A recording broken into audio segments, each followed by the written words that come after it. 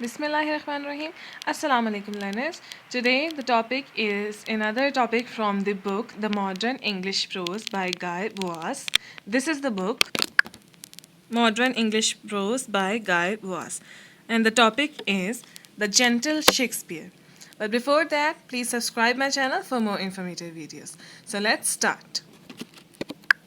First, we will see the introduction of the writer, Sir Walter Raleigh. Sir Walter Raleigh was a critic, scholar, and a poet who combined sensibility, sanity, wit, and he is the writer of Elizabethan temper. Critic हैं वो, scholar हैं, एक poet भी हैं वो, और उनका writing style क्या है कि वो सेंसिबिलिटी यानी कि हर एक चीज़ को सही तरीके से प्रेजेंट करते हैं. उनकी इंटेलेक्ट इसके अंदर नज़र आता है उनके राइटिंग स्टाइल में. और एलिजाबेथन राइटर्स जो थे उस एज के, उनकी तरह का इनका राइटिंग स्टाइल है और इसी टेम्पर के ये राइटर हैं. Authentic, detailed and character revealing critic. इनकी ज़्यादातर राइटिंग्स जो होती हैं, जो क्रिटिसिज्म है इनका, वो बहुत ऑथेंटिक होता है, बिल्कुल सही होता है और बहुत ज़्यादा डिटेल्ड होता है. हर एक डिटेल को वो बहुत अच्छे से एक्सप्लेन करते हैं. और जिसके ऊपर क्रिटिसिज्म किया जा रहा है, when specially if it's a personality, if it's a person, तो उसके बारे में बहुत डिटेल तरीके से वो उसका कैरेक्टर बताते हैं और उसको रिवील करते हैं. ये जो द जेंटल शेक्सपियर पीस है, ये शेक्सपियर इंग्लैंड से लिया गया है. ये एक छोटा सा जिस्ट है जो कि सर वॉल्टर रैले ने शेक्सपियर इंग्लैंड जो उनकी है ये राइटिंग, उसमें से एक छोटा सा पीस लिया गया है. It is an estimate of a great dramatist in a simple and attractive style. ये उसने शेक्सपियर के बारे में, जो एक ग्रेट ड्रामेटिस्ट था, उसके बारे में इसके ऊपर एक उसने एनालाइजेशन की है, उसके बारे में एक क्रिटिसिज्म लिखा है. बहुत ही सिंपल वे में है बट स्टिल अट्रैक्टिव है बहुत. Focusing more on the untranslatable part of him which he considers a genuine part of him. उसके अंदर उसने शेक्सपियर के बारे में सबसे ज़्यादा किस चीज़ पे फोकस किया है कि उसकी जो राइटिंग्स थी उसके अंदर जो अनट्रांसलेटेबल पार्ट था, यानी कि लोगों को जो समझ नहीं आता था या फिर कह सकते हैं जो डिफ़िकल्ट और कम्प्लेक्स पार्ट था, उसके ऊपर उसने ज़्यादा फोकस किया है. सर वॉल्टर रैले ने शेक्सपियर की इस कैरेक्टरिस्टिक पे ज़्यादा फोकस किया है, जिसको वो कंसिडर करते हैं कि ये एक जेन्युइन पार्ट है उनका, शेक्सपियर का, यानी कि उसकी राइटिंग स्टाइल का एक बहुत ही इम्पॉर्टेंट हिस्सा है. So this was the overall introduction of the writer and his writing style. Now we will start the summary of this chapter. So the chapter starts from these lines. So it is that Elizabethan literature has all the virtue of a prophecy, which has been fulfilled in part from time to time, but has never been overtaken by achievement. यहाँ से ये lines के start हैं जहाँ से chapter start हो रहा है और इसमें क्या डिस्क्राइब किया गया है. In an eloquent way, Sir Walter Raleigh claims that it is only his countrymen that appreciate his plays. बहुत ही eloquent, ज़बरदस्त तरीके से, अच्छे बोलने के स्टाइल से, जिस तरह बोला जाता है उस तरह से ये स्टाइल शुरू किया गया है. रिटन है ये असल में टेक्स्ट. सर वॉल्टर रेले ये कहते हैं कि जो शेक्सपियर था उसके जो अपने इंग्लैंड के लोग थे, यानी कि उस जो जहाँ से शेक्सपियर बिलोंग करता था, वही लोग उसको बहुत अच्छे तरीके से समझ पाते थे. जो कि उसके अपने कंट्रीमैन थे वही उसकी राइटिंग्स को ज़्यादा समझ पाते थे. और एलिजाबेथन एज, जो गोल्डन एज थी, उसके जो राइटर्स थे उन्होंने बहुत ज़्यादा ऐसी अचीवमेंट्स की जो कि आज तक वो अचीव्ड कोई और नहीं कर पाया. He gives the introduction of Elizabethan age as a prophetic age. वो इंट्रोडक्शन देते हैं एलिजाबेथन एज की तारीफ़ बयान करते हुए कहते हैं कि ये बहुत ही प्रॉफिटिक एज थी, यानी कि ऐसी एज थी जिसने आगे आने वाले फ्यूचर के बारे में पेशेन गोइयाँ की और उसके बारे में बताया और फ्यूचर के फ्यूचर के अचीवमेंट्स के बारे में बुनियाद रखी उस एज में. He says that although British has spread their power in vast areas, but the poets are still ahead, and still their position has not been achieved. Sir Walter Raleigh explains कि जो British हैं उन्होंने बहुत ज़्यादा power हासिल कर ली है, different areas में उनकी अथॉरिटी है, पावर है, गवर्नमेंट उनकी सेटल हो चुकी है, बट अभी भी जो एलिजाबेथन राइटर्स ने और पोइट्स ने एक ड्रीम देखा था, अभी तक वो अचीव नहीं कर पाए हैं. Because those poets were really far ahead, उनकी विजन्स बहुत ज़्यादा आगे के थे. Without proper grammar and English rules, they still express their ideas impressively. Elizabethan time पे इंग्लिश इतनी ज़्यादा इम्प्रूव्ड नहीं हुई थी, एज एन ऑफिशियल लैंग्वेज भी नहीं वो मानी जाती थी, और वहाँ उस टाइम इंग्लिश के सही से रूल्स भी नहीं बने थे, ना ही कोई उसकी डिफाइंड ग्रामर थी. बट फिर भी सर वॉल्टर रेले कहते हैं कि एलिजाबेथन राइटर्स जो थे वो बहुत ज़्यादा कमाल का लिखते थे. उनकी राइटिंग्स ऐसी थी कि जिनको रूल्स की या ग्रामर की ज़रूरत नहीं होती थी. उनके आइडियाज़ ही इतने ज़्यादा ज़बरदस्त थे कि वो उनकी राइटिंग्स में बहुत ब्यूटीफुली एक्सप्रेस्ड होते थे. इसलिए उनकी जो लैंग्वेज वो यूज़ करते थे वो अनचार्टर्ड होती थी, यानी कि उसके ऊपर कोई रूल्स या रिस्ट्रिक्शंस नहीं होते थे. वो वाइड लैंग्वेज थी जो कि उनके वाइड आइडियाज़ को एक्सप्रेस करती थी. फिर सर वॉल्टर एलिस शेक्सपियर की राइटिंग स्टाइल के बारे में बताते हैं कि उसने अपने क्या थीम्स प्रेजेंट किए राइटिंग में. As a dramatist Shakespeare was a true representative of his race.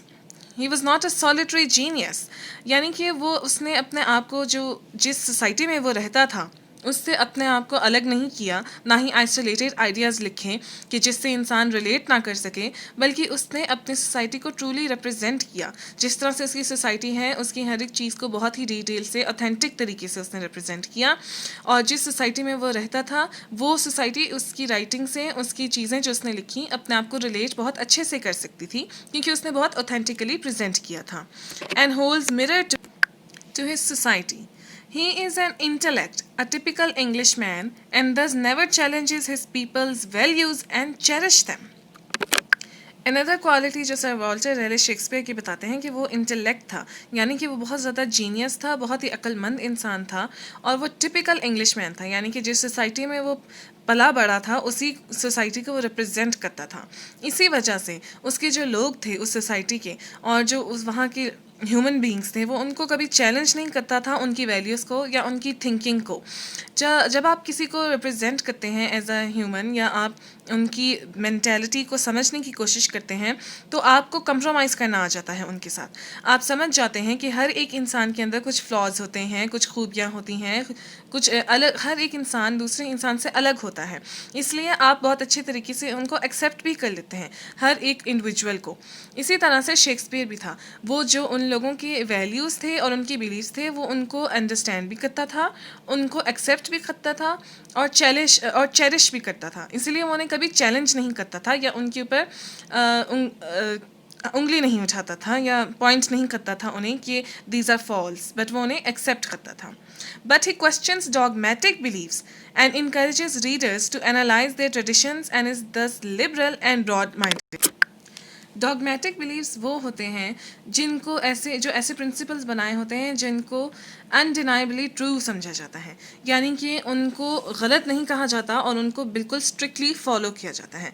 So Shakespeare beliefs कि ऐसे बिलीव्स के ऊपर जो है इंसान को फॉलो नहीं करना चाहिए उन्हें, और ही क्वेश्चंस देम. वो चाहता है कि लोग जो हैं इस अपने आप को ब्रॉड माइंडेड करें और अपनी जो हमारी थिंकिंग एबिलिटी है उसको हम बढ़ाएं, और जो हमारे इर्द गिर्द फजूल आइडियाज़ या फजूल ट्रेडिशंस बने हुए हैं उनको हम क्वेश्चन करें, उनको हटाएं, उनको ब्लाइंडली फॉलो नहीं करें, बल्कि हम लोग उनको क्वेश्चन करें कि ये क्यों फॉलो किया जा रहा है, if it's not good for you. तो इसलिए उसने ऐसी अप्रोच अपनी रीडर्स को दी, उनको ऐसी अपनी राइटिंग्स लिखी कि रीडर्स इस बात को सोचने पे मजबूर हो जाते थे कि हमारी लाइफ में या कस्टम्स जो चल रहे हैं वो ट्रेडिशन सही भी हैं या नहीं, और हम उनको ब्लाइंडली फॉलो क्यों कर रहे हैं. He had tolerance except for pedantry and cruelty. एक और क्वालिटी जो शेक्सपियर में थी कि उसमें टॉलरेंस बहुत थी, उसमें बर्दाश्त बहुत थी, पर दो चीज़ें थी जिसे वो बर्दाश्त नहीं कर सकता था. One is pedantry and second is cruelty. Pedantry का मतलब ये होता है कि जब आप छोटी छोटी चीज़ पे बहुत ज़्यादा डिटेल देते हैं, हर एक रूल को बहुत ज़्यादा स्ट्रिक्टली फॉलो करते हैं, और क्रुएलिटी यानी कि जुल्म. ये दो चीज़ें उस शेक्सपियर को नहीं पसंद थी, क्योंकि पहले भी उसने यही एडवोकेट किया अपनी राइटिंग्स में कि हर एक इंसान इंडिविजुअल है और हर एक को ये अलाउ होना चाहिए कि वो अपनी लाइफ अपने मुताबिक गुजारे. सो ब्लाइंडली फॉलो करना इन रूल्स को ये सही नहीं था. दूसरा, पेडेंट्री से ही क्रुएलिटी जन्म लेती है. जब आप स्ट्रिक्टली फॉलो करवाते हैं रूल्स को तो आप क्रूअल हो जाते हैं. इन चीज़ों को वो पसंद नहीं करता था. He lay stress on human sufferings and on idea of mercy as in Merchant of Venice and Measure for Measure. वो किस चीज़ के बारे में ज़्यादा उसके ऊपर स्ट्रेस देता था?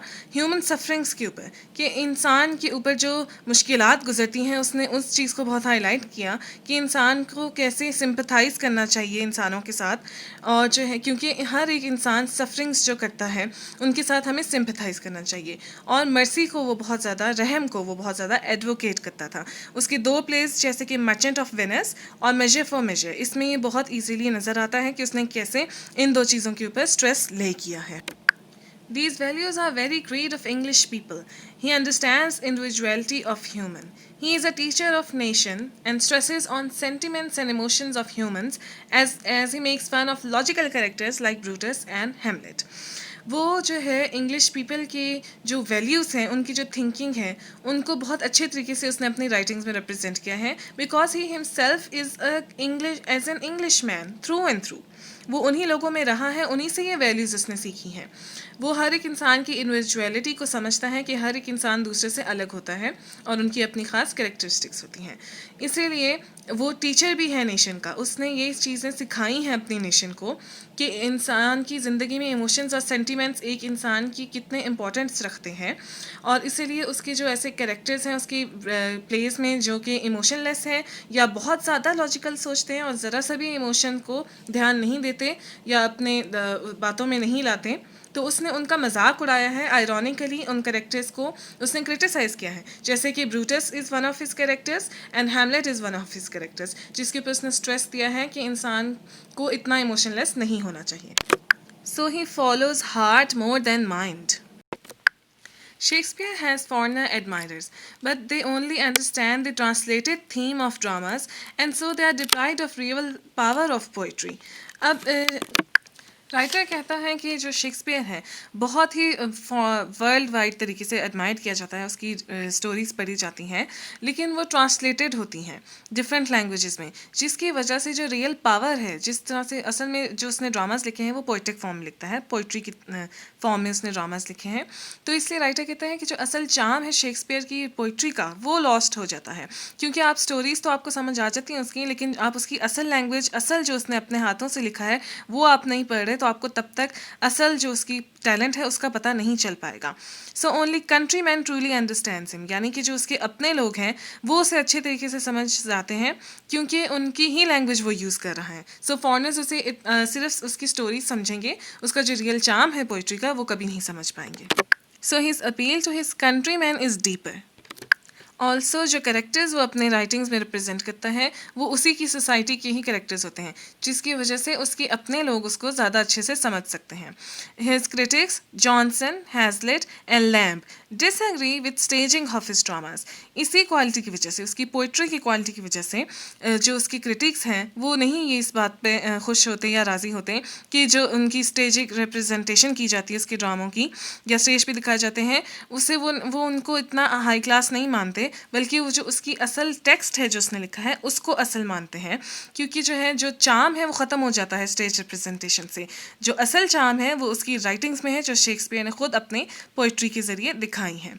सो the translations can not teach his love of Shakespeare to others, and so the title gentle Shakespeare is the suitable title. इसी वजह से, क्योंकि वो ह्यूमैनिटी को रिप्रेजेंट कर रहा और उसकी राइटिंग्स में सिर्फ उसकी राइटिंग पावर ही नहीं बल्कि ह्यूमैनिटी भी बहुत अच्छे तरीके से नज़र आ रही है, जो कि उसकी कंट्रीमैन, उसकी अपनी सोसाइटी के लोग बहुत अच्छे से समझ पाते हैं। इसलिए उन्होंने ही इसे क्या शेक्सपियर को क्या टाइटल दिया है, the gentle Shakespeare. And now you understood कि why this piece has been named as the gentle Shakespeare by sir Walter Raleigh. Hope you like the video and understood it. Give it a thumbs up and subscribe for more informative videos.